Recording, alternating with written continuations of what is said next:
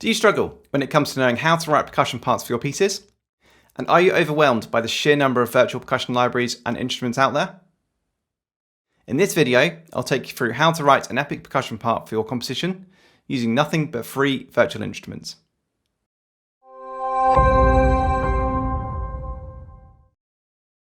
I'm Simon from Composing Academy, the channel devoted to helping beginning composers get started with writing their own music.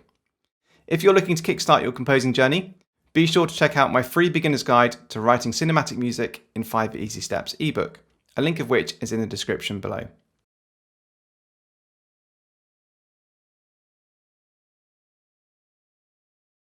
Okay, so here we are in Cubase with a short 16-bar percussion piece which I've written using nothing but 4 of my favourite free virtual instruments.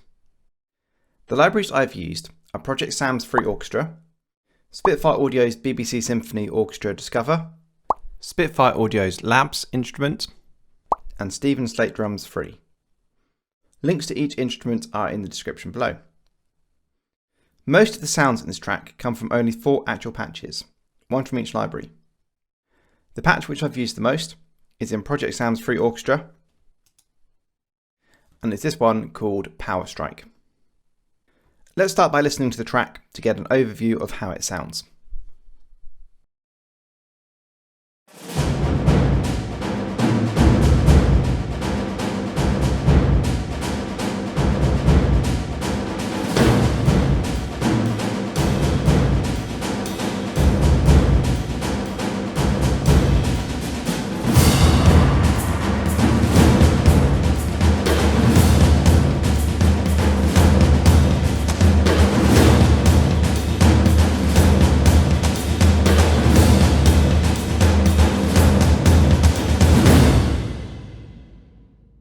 So when writing an epic or detailed percussion part, one of the biggest pointers is to make sure you fill a wide frequency spectrum with your percussion sounds. Think bass drums for the low end, toms for the mid, snare drums and sticks for the high end, topped off with some metals such as crash cymbals and shakers for the very top end. That way you get a complete range of sound, adding to the sonic quality of the piece.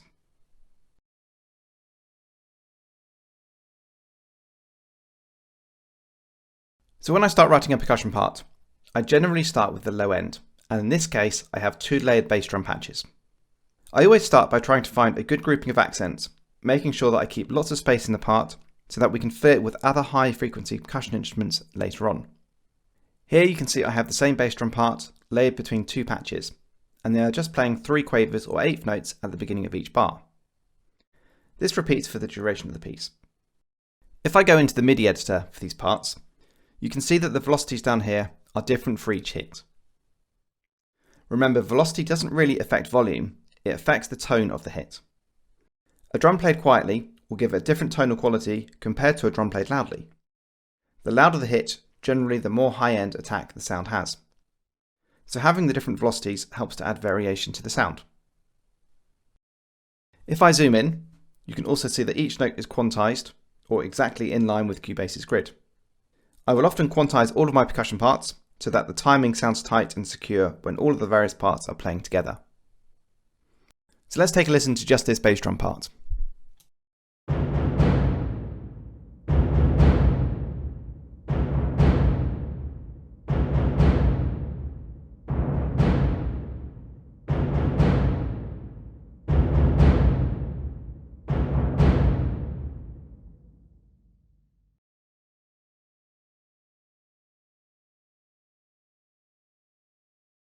Now I have the foundation of the low end accent sorted, it's time to fill in some of the gaps in between the bass drum hits. I've chosen this tom patch, and if we open up the MIDI editor for both the previous bass drums and these new toms, you can see that for the most part the toms are filling in the space in between each group of bass drums. The toms almost act like a call and response between the 2 sets of instruments. Again, I've tried to make sure the velocities have some sort of variation in order to make the performance sound better. During the second half of the piece, I also bring in a couple more tom sounds to help increase the intensity as the piece progresses. This second tom patch fills in even more gaps between the bass drums, including a semiquaver or 16th note fill-in leading into every other bar. Finally up here, you can see that I've also added an additional floor tom pattern featuring a continuous pattern with accents. When playing a continuous part like the one here, adding accents or louder notes is vital for helping to create rhythmic interest. If everything was the same volume, the piece would get boring pretty quickly. So let's take a listen to the piece now with the bass drums and toms added.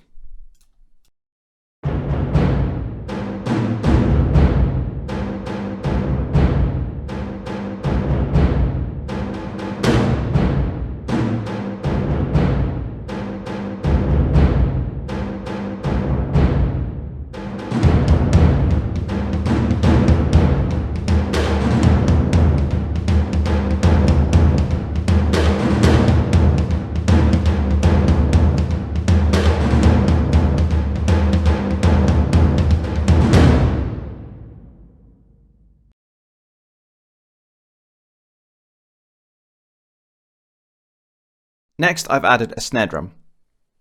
For this piece, the snare drum is really the main motor or driving force, playing constant semiquavers or 16th notes. Just like before though, accents play a crucial role in adding interest. These accents mimic that of the previous bass drum and tom parts. You can also see at the top here that I've added some additional rolls. These rolls are baked into the patches, as they probably wouldn't sound very good if I tried to play them on my keyboard. Let's take a listen to one of those rolls.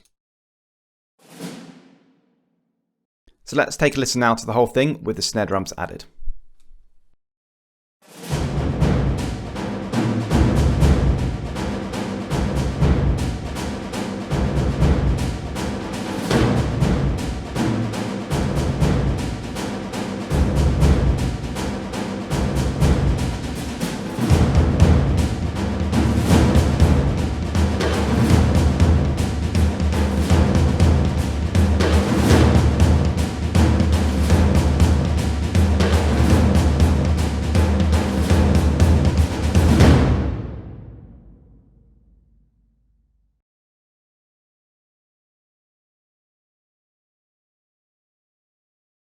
During the second half of the piece, I've added some stick clicks and a shaker in order to add some high-end sonic variation as the piece progresses.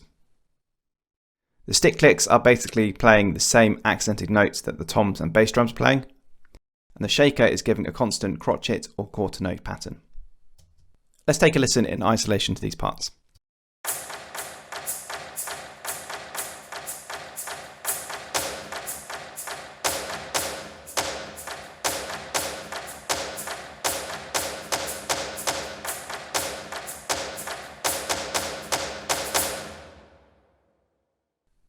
I've also added a crotchet or quarter note ride cymbal pattern, giving a constant high frequency pulse to the sound.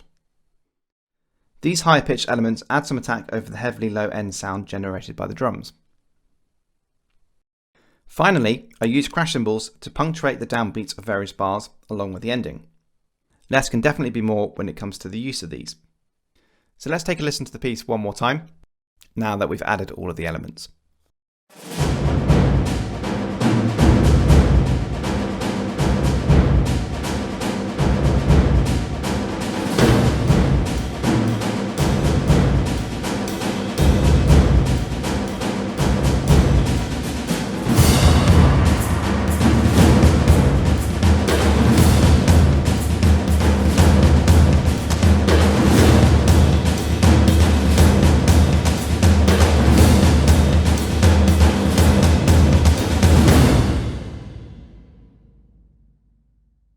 Okay, so there we are, a brief outline of how to write an epic percussion part using only 3 virtual instruments. Have a go at writing your own using the steps I've outlined above, and your percussion tracks will help to add energy and excitement to your compositions. As always, if you have enjoyed the video, make sure you subscribe and click the bell to be notified every time I release a new video. If you have any questions, feel free to ask in the comments below as well.